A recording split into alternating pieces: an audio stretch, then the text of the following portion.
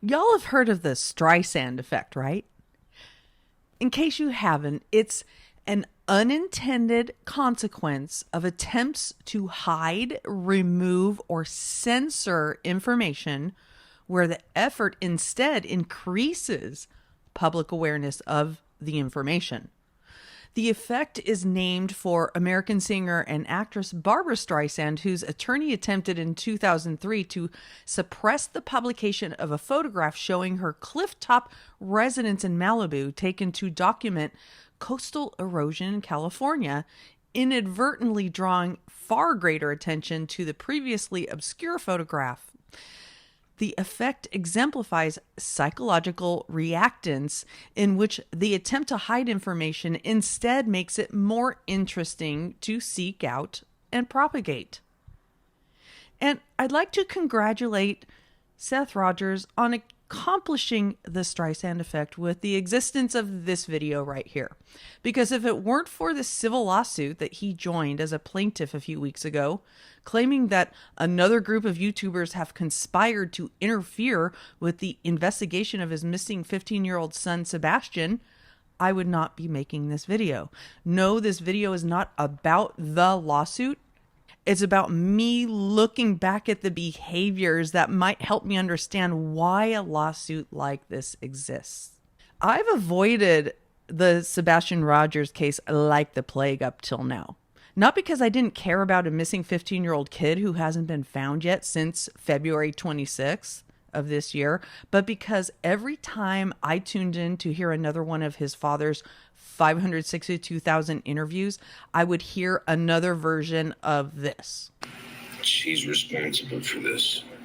Something has happened to my son under her watch, and once again, she wasn't being an adult. She wasn't being a parent taking care of an autistic child. She's not telling everything. I just don't know how long she's going to continue before she decides that she's going to unburden herself.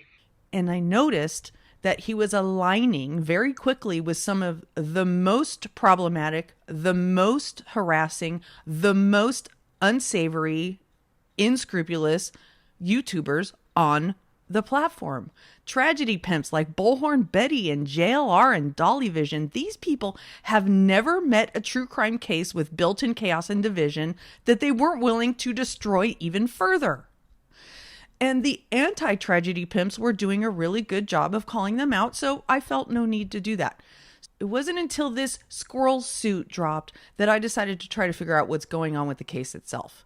And I like to analyze cases from a behavioral standpoint. And since Seth had a lot to say about his ex-wife and her husband, Chris, I decided to check out their interviews as well to see what they were saying about Seth.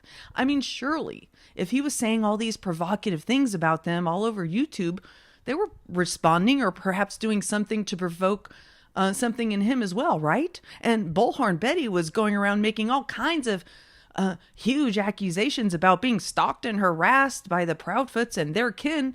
So I did some digging to see the bad things the Proudfoots were saying about Seth and possibly doing.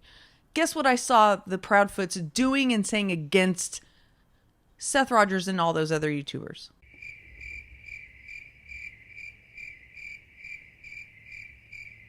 I mean, tell me, am I missing something? Am I really missing something? Because from what I'm seeing, the biological father of a missing child is saying the most about his ex-wife and her husband over and over and over again over the course of months, to the point where he's developed a team called Sebastian's Army, one of whom has actually tattooed this on her back, even though she has protective orders against her and she's violated those protective orders.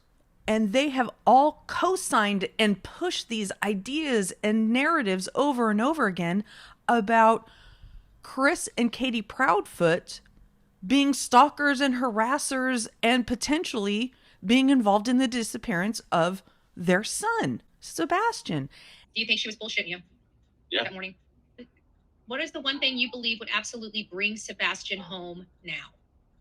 Can I answer that, Seth? Sure. Because mine's going to be unethical. Katie telling the truth? I believe that would absolutely bring my son home is some good 70s detective work. Shoe leather. Maybe unethical now, but it sure would work in this case. A little bit of waterboarding, maybe. You know, you're not the first person that said that. And I can find absolutely no in-kind behavior from Chris and Katie Proudfoot.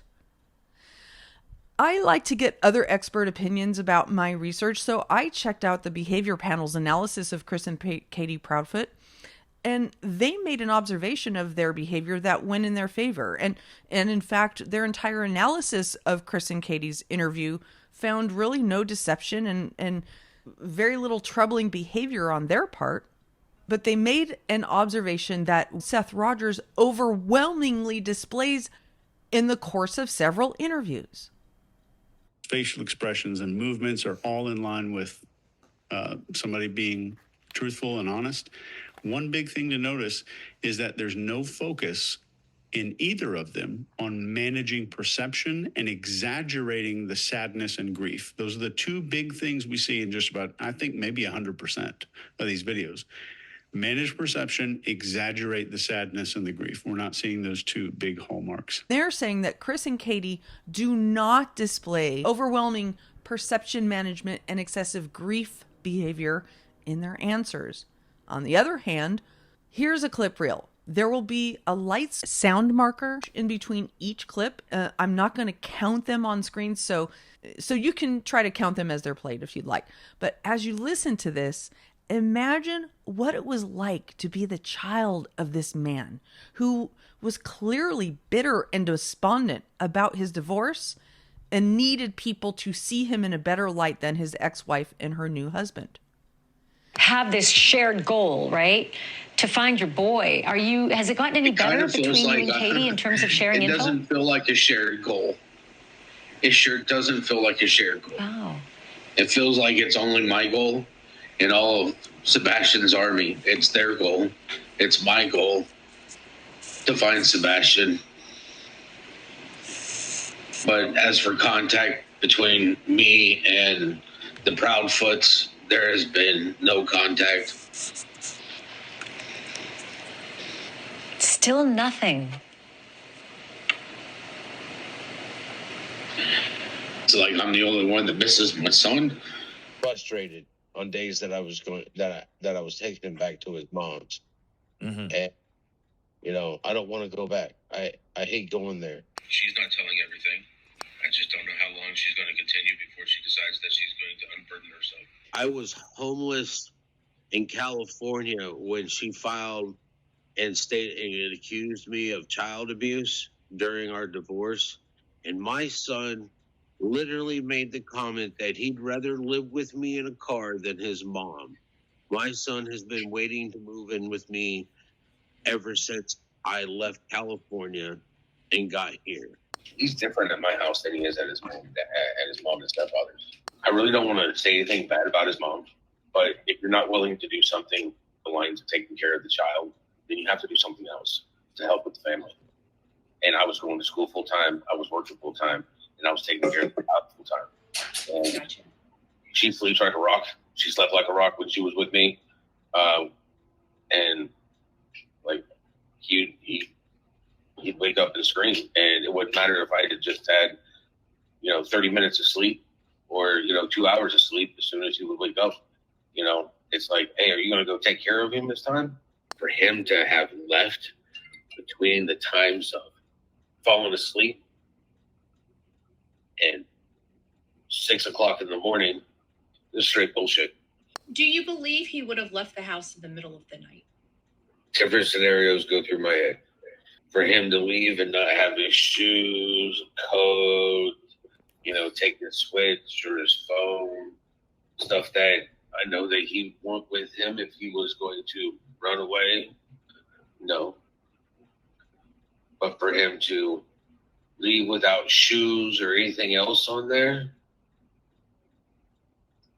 the situation would have to be severe enough for him not to be able to grab that stuff. Declarations aren't written by me. I refuse to write anything bad about that lady. I refused. What happened behind closed doors? What she put me through? The hell that she put me through? I didn't have a single, I mean, we're talking about, I went 7 years without a girlfriend after the divorce. I didn't even, you know, I mean, it takes time to heal from trauma, from abuse. And I was good living in my sanctuary, my house. Was Katie abusive to you? She had a drinking problem. And when you say abusive, she was active duty Navy. You want to know about emotional, physical, all that? You can check all those. I mean, I dealt with a lot. Being a stay-at-home dad, and I'm not doing a man's job, and getting told this all the time. If you found out that it was on the date that your son disappeared. Just another day that she fucked my life up. Another day that she, what? First one was a divorce. Way to destroy the nuclear family. And to take the last bit of my family away from me. She's good at that. Something I always told my son. There's two things in this world that you can do with these. You can either build or you destroy. Be a builder. Don't be a destroyer. You got in trouble in your house. You got in trouble in your watch. You tell me why he's in trouble, and I will determine if it's severe enough that he will be punished here. You know, according to Chris, both of you guys spoke. You know, what he's told the world is basically you guys speak regularly. Is that true, and how often? About Sebastian, yes. Yeah. But obviously, he's feeding me a line of bullshit every time I fucking spoke to him. And my phone number's still the same. And I know he's probably watching. He's probably in chat. Hi, Chris. Fuck off. You and Chris stressed him out? Do you think that's why he was having accidents? They stressed me out. And I'm not a 15-year-old kid. I'm in law enforcement, and I'm literally at DVC with 65 inmates that are either murderers or in there for a long period of time about to go to prison. And those two stressed me the fuck out and worked them from an early age. Me and Sebastian communicated, like, before he could even speak. And it upset some people in life. But it's like, it's not my fault. I know what my son was. You know, our wavelengths were more in tune. I connected to my son. Do you believe Katie would abuse your son? Physical, mental, verbal? I mean, for my son to sit there and have told me while we were living in California that why does mama hate you so much? I wouldn't know. She's never said that to me. Well, she said that on the phone to you. Well, no, she didn't. I'm not going to let some dirtbag run the show when it comes to finding my son. What was Katie's demeanor like that morning when you got there? It's really kind of hard to explain. But was she acting normal? In my face, had a picture going, see, we're at BJ's yesterday and everything was fine. And I'm like, trying to prove something to me. That's not how you. Statement. It's not how you prove something to me. Do you think she was bullshitting you? Yeah. That morning. It's been an unending fucking nightmare since I got off of work. The fucking Monday morning to find out that my son is just gone. That there's two other people that were responsible for him. It seems that they're having the fucking grandest time of their goddamn fucking life. Well, I hope they fucking enjoy it. Because I believe in fucking karma. When it comes around, I hope it smacks him in the fucking face. Criminal Gossiper says, what is the whole story behind Sebastian going to live with Seth? Praying for Sebastian would be found safe. He was a better child. He had more understanding here, which allowed him to relax. It allowed him to develop better. It allowed him to be more open for growth, for growing up. You know, a lot of people think that they're guilty. So the read, I taught him how to write. I taught him. I was given a lot of shit because his first book that I ever bought for him was a dictionary. Sebastian doesn't really like to talk about what he does at his mom and stepfather's, and I kind of figure out why. And that always used to piss her off. She hated it when I talked about anything that was going on in the house. She was like, that's a random stranger. I've been like, well, I can't talk to you about it. I'm going to talk to a random person that doesn't know anything and bounce the ideas off of them. I've been homeless before. Thank you to my ex-wife for making me homeless. Do you think I wanted full custody? Without a doubt. I should have my son living with me right now. But yeah, I'm still a suspect of my son's disappearance. You guys don't know what kind of effect that has on a person's psyche. Not looking for Sebastian. His family's not looking for Sebastian. His own mother. Sebastian's own mother is not looking for Sebastian. When he's at my house, he spends more time in the recliner than he does in his own room. Because he'd rather be out here in the living room where I am than in his room like he is at his mom and Chris's. He stays in his room there. My son to tell me that he'd rather live in the car with me than in that house with his mom, that should tell you And I told Katie a long time ago, when you divorce me, you lose all the protection that I give you. As in, you're no longer my spouse. And yeah, this may sound harsh or rude or whatever, but that also means I don't have to treat you like I would my loved one. Yep. Now that's because true. you violated your vows. I mean, look at that. In every single interview I have seen with him, and I haven't gotten through all of them, but I've gotten through a lot. He manages perceptions in one of two ways: me good or Chris and Katie bad. Perhaps after listening to that, you can see why I didn't seek out every single last interview with Seth Rogers. It's overwhelming. It's honestly, it made me feel sick. And as I said earlier, tragedy pimps love a true crime case with a chaotic, toxic family life to exploit. And this one's no different. You can give a bit of grace to Seth for his behavior, and I have up until now, because his son is missing, and I have no reason to believe that any of Sebastian's parents were involved in it. But I have absolutely no grace to spare the YouTubers and the media personalities who have sucked him up into a publicity stunt squirrel suit. And for a father of a missing child who would join that lawsuit less than a year after his son goes missing in a clear attempt to silence critics and weaponize his newfound support against his ex-wife, whose son is also missing and who is also going through the worst time in her life, and who, by all appearances, has been the target of her baby daddy's abuse since she was a preteen. Yep, I said it. That's my belief. Just the timing, just the sheer timing of the lawsuit in and of itself is sketch. In fact, like I said, it's better off being called a squirrel suit, because the internet has the attention span of a gnat, and this lawsuit was just a squirrel that was thrown together and thrown out with a bunch of fluey right when most of the energy around Sebastian's case was around Bullhorn Betty's criminal behavior and the fact that she's been jailed and is facing more penalties for violating active protection orders.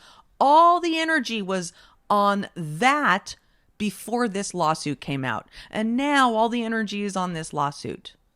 Good job, internet. So for those plaintiff YouTubers who are not around for the great truth and transparency RICO conspiracy YouTube lawsuit days, let me give you a preview of what you look like right now to the rest of us.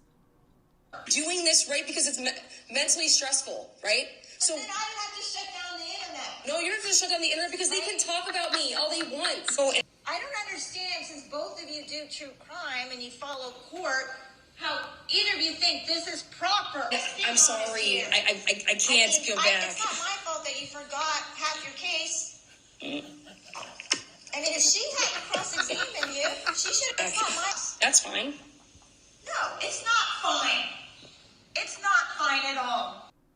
To you grifters, and you know who you are, shame on you for exploiting a missing child and his family. To the rest of you, peace out, and I'll see you in the next video.